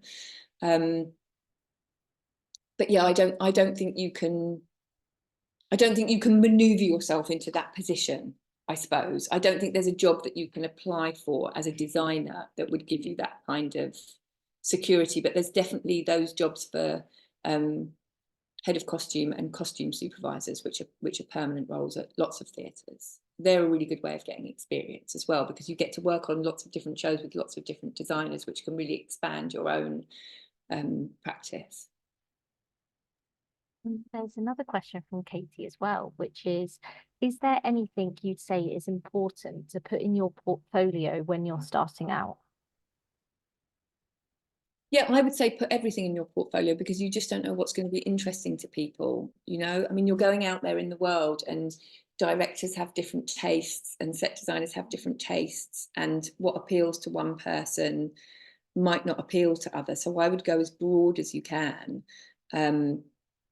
Because I think, yeah, when you are going into the world, people want to see what you can do. And I think, you know, sometimes I know myself, when I'm nervous, I tend to over edit. Like, I only want to show the best things, but the best things aren't always the most interesting things. Some of the most interesting things are those kind of half finished projects where you're like, oh yeah, I was working on, you know, how to turn a man into a fish. This was a conversation I was having with a young designer yesterday, who I think is still here.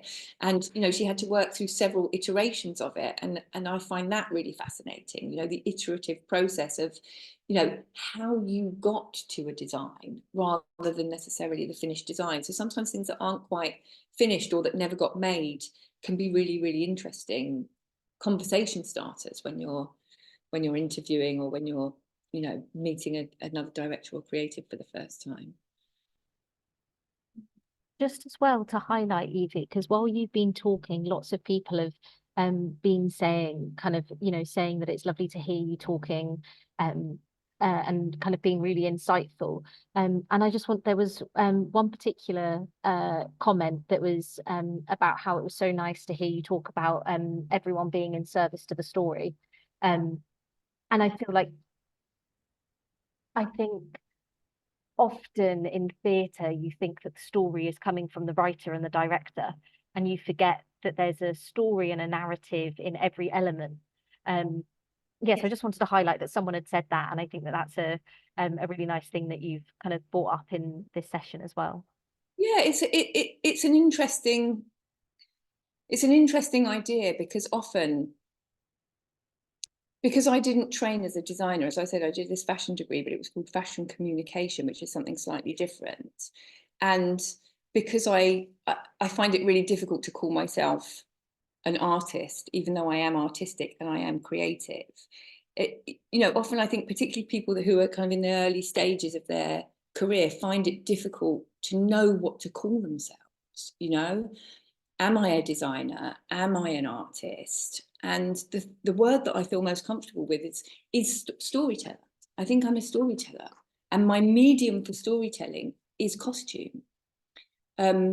That feels more comfortable for me than to say I'm a designer or I'm an artist. Although I do call myself those things sometimes. I'm not shunning those labels, but that is what I'm trying to do.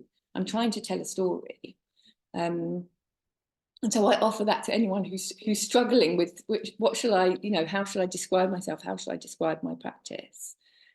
Because for me, because I went to fashion school, and I was like, well, designers are people like Yves Saint Laurent and Karl Lagerfeld, who do endless sketches and drape things on the stand, and that's a part of what I do, but it's not all of what I do. And actually, what I'm thinking about is what I produce, and what I produce is costumes and stories. And also, so Daniel has just asked another question, and I'm aware that there's also a takeaway activity. Shall I quickly ask you Daniel's question, and then should we look at the activity? Yes. Is this the question about, do I manage big teams of people as a costume designer, and how do you with varying budgets? Yeah, great question, Daniel. I do work as a team. I have a costume supervisor normally working with me on a show, who will take care of the more practical things, like keeping track of the budget. I mean, I have an overview on it. I know how much fabric costs per meter, and I know how much somebody might be charging to make a skirt, but I'm not counting every penny, because it's too much for me to do, as well as all of the other things that I'm trying to do in my mind. So as I said at the beginning, I have this costume map, and I might say, okay, I've got 12 actors and my budget is £12,000, so that's £1,000 an actor, but this person's got 6 costumes and that person's got 2 costumes, so I do 500 each, or do I kind of divide it all up? So there's a bit of maths that happens at the beginning, and then I might go, okay, so I know I've got £400 per costume, or I know I've got £200 per costume. So that's quite a good helpful thing to start. But then I will be working with a costume supervisor who will be keeping a detailed track of that. And in terms of working with people, it's kind of like I'm working in one circle of people with the director and the actors and the set designer, and another set of people in terms of the makers and the alterations and costume supervisor and wardrobe. So I'm going between them too, and it's kind of a bit like conducting an orchestra. You've kind of got an overview, but you're not playing all of the instruments. And there's obviously a part of me that wants to do everything myself, but I can't sew on every button and every label. And so, yeah, again, part of kind of creative team working is really about trust, and about allowing people to do what they're good at, and not micromanaging. And that can often be a little bit of like, sometimes I go into a room and say, do you want me to come in, or do you want to just get on with it without me kind of breathing down your neck? And sometimes people will be like, no, yeah, we're fine. Go and have a cup of tea and go and talk to someone else. Would you like me to go on to the next slide? Yes, because I think we're out of time, although I can talk forever, but maybe Creative Mentor Network. I'm hoping as well that we can ask Sam to circulate this slide. Yes. So I just wanted to share this with you, because this I was trying to think, what could I give you to take away that is useful? And this I find a really good practice activity, because it's about parameters. And so I suppose one of the kind of loose definitions between art and design, if you want to kind of see it that way, is that art has no limits, whereas design always has some limitations, of form or function. And you know, this is costume design rather than costume art. And so you are always working with limitations. You're working with the limitations of the script and what that tells you, the set design, the actors. So you're always working with these parameters. And as I said before, the parameters become this kind of structure for your creativity to operate within. And so when we were designing the mask costumes for the hunt, we were specifically responding to the context of the play, which was Denmark and Northern Europe, winter and the forest. And so those were the evocations, the background evocations, which the masks had to lay against. But what happens if you alter the context? Because when you start altering those parameters, you start to make different design decisions. So what happens, for example, if you relocate the play to another country or another continent? You know, what happens if we relocate this play to the Caribbean? What happens if we relocate this play to Asia? What different offerings come from their culture, their mask making, their references for seasonal festivals or good and bad spirits? What happens if you change the seasons? You know, what happens if this isn't happening in the depths of winter, but what if it's happening in the height of summer? And I don't know if anyone ever saw that play Midsummer, where they build this kind of like floral pyramid around Florence Pugh and make her the May Queen. It's completely nuts horror film, but it all happens in broad daylight, and it's absolutely terrifying. You know, what different design decisions would you make if winter was not part of the play and summer was? What happens if you change the environment? You know, this very specifically, they talk about the forest a lot in the play, the forest. But what if it wasn't a forest? What was it? What if it was a desert? What if it was under the sea? How would that influence the colours, the textures, the creatures that you would be inspired by, and you know, what aesthetics would you want to incorporate around that? And so, you know, this exercise is really about changing different contextual elements, which then create a different set of inputs, which inform our ideas about colour and texture and material and cultural associations. And, you know, there's been this thing on Instagram a couple of months ago about what if Wes Anderson directed Harry Potter? I don't know if anyone saw that, but it really made me laugh, because I thought, oh yeah, what if Wes Anderson directed The Hunt? If I knew I was doing it for Wes Anderson rather than Rupert Gould, it would look completely different. And so, yeah, that's what I would encourage you to do in your practice activities, to look at something that you're designing and then change one element of it and see how that generates a whole new set of ideas for you. Because often that does happen, you know, that you'll be working on something and someone will go, oh no, it's not this anymore, it's that. And you suddenly have to like do a sharp turn and go, oh, okay, I'm going to incorporate all of these new sets of ideas. So yeah, so that's the activity that I wanted to leave you with. And also say thank you very much for all of those brilliant questions. Thank you for coming. It's my huge fear that no one's going to show up and I'm going to be talking into thin air. So yeah, thank you all for really participating, and I've really enjoyed talking to you all. I have posted a equal opportunity